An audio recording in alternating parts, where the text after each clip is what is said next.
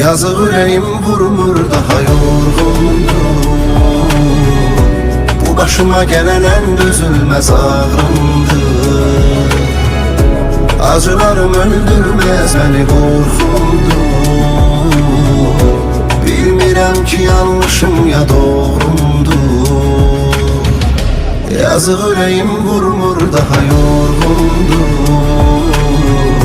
Bu başıma gələn ən dözülməz ağrımdır. Ya məni yaşat sevgin yenə etsin dram. Ya gözlərindən sal məni olsun tam.